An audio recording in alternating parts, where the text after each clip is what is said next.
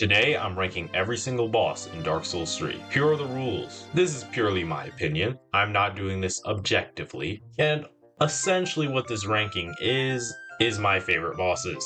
They will be ranked from left to right, left being the best in that tier, and right being the worst in that tier. The only tier that won't be ranked like this is S tier, because I'm going to go over those at the very end.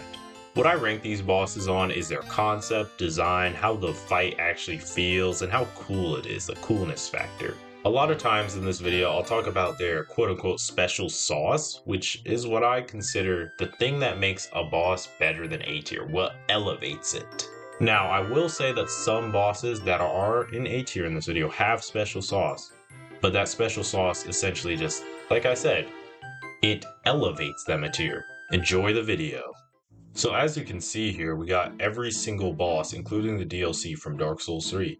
And they're all in order from how I fought them, so if you fought them in a different order, oh well. First up, we got Udex Gundyr. I think that Udex Gundyr is probably one of the most perfect bosses there is in terms of a tutorial.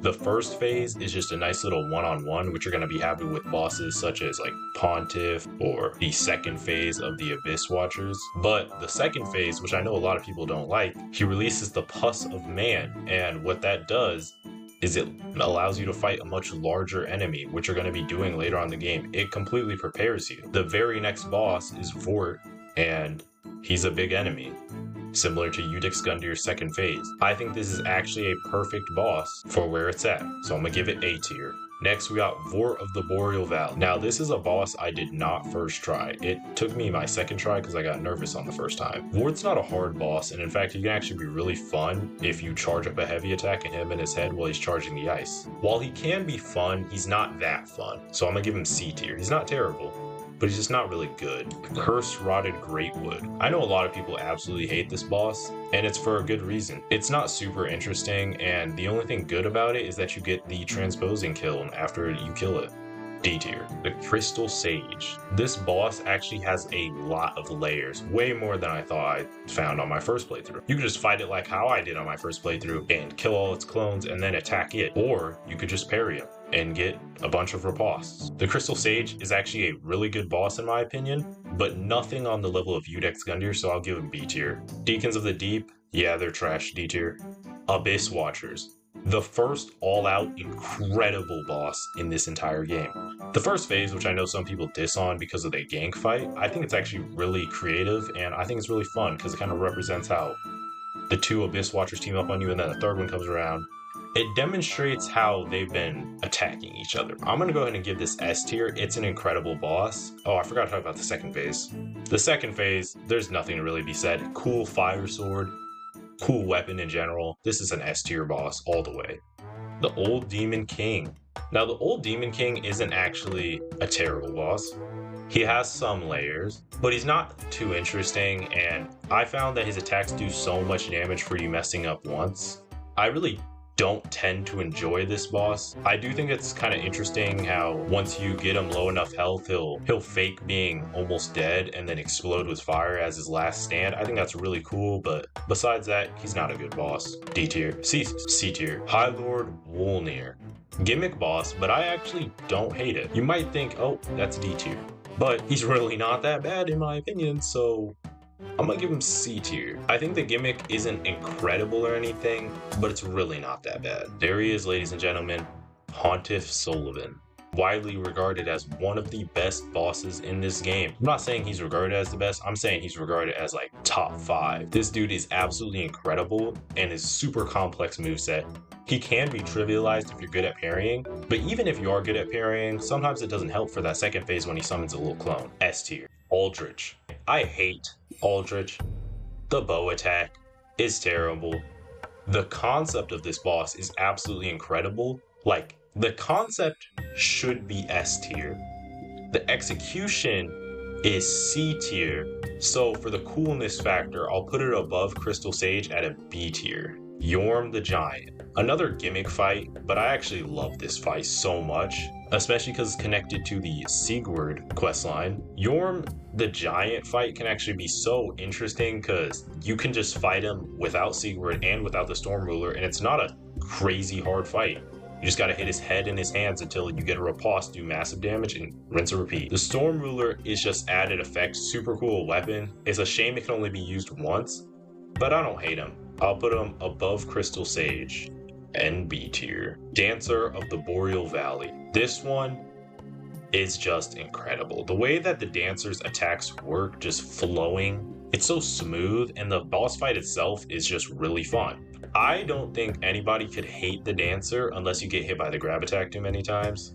But the Dancer is not going S tier because most of the time, if I'm on a brand new playthrough, I'll cheese the Dancer with the bow tactic, but when I actually fight it, it's super fun. I just don't tend to like it nearly as much as some of these S tier bosses, which means it's A tier. Udex with Gundyr is still better though. Osiris, the Consumed King. Really cool concept. Well, actually, it's not an incredibly cool concept. Seath was one of my favorite characters from Dark Souls 1, and he's a terrible person, I know, but that's just kind of part of his character. Osiris is holding an invisible baby, which he squashes, and then he enters the second phase. Osiris is kind of a bad boss fight, I'd say. It's not super interesting. The story is interesting, but not the boss fight itself. B tier, right behind Crystal Sage. Champion Gundyr. This is an incredible boss. There's no getting around it. You put him next to Udex over here, right? It's the first phase of Udex Gundyr, but completely expanded upon. Champion Gundyr is a perfect boss fight.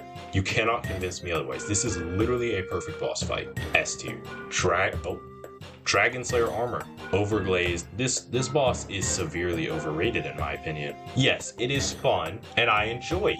It is not an S tier boss. It's not even an A tier boss. It is a B tier boss. Now, it's a high B tier boss, but it's not that good, as everybody says. Everybody's gonna glaze this guy.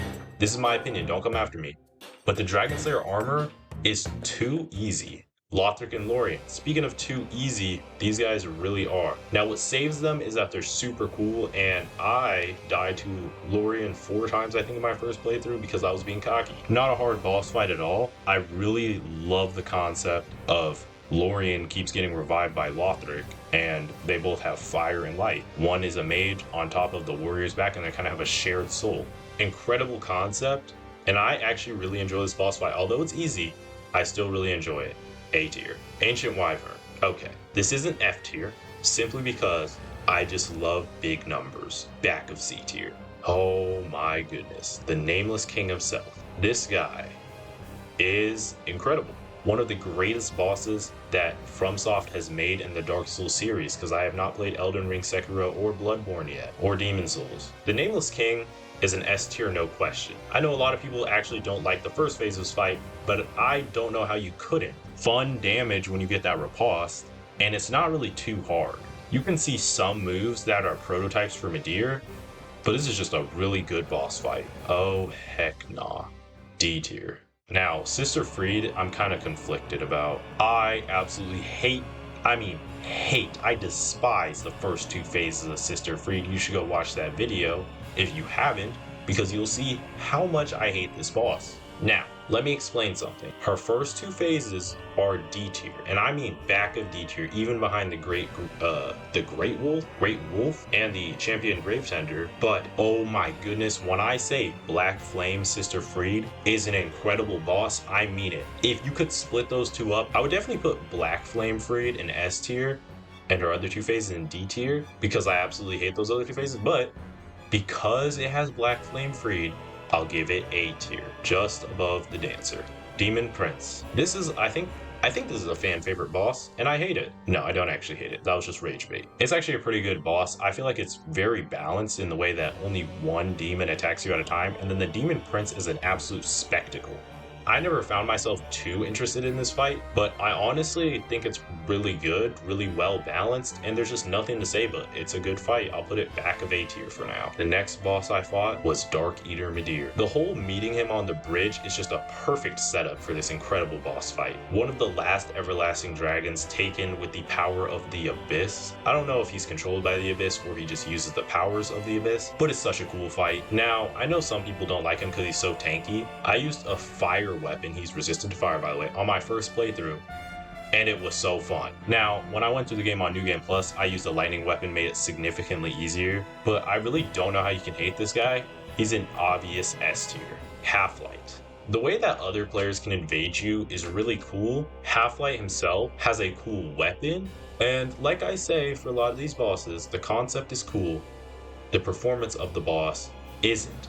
I'll put him above Deacons. We got another incredible boss here, Slave Knight Gale. Perfect way to end off the DLC. He is the amalgamation of the Dark Soul. He is just a man with a purpose, and he makes that purpose known. Slave Knight Gale might be one of the most interesting and inspiring characters that Dark Souls has ever made.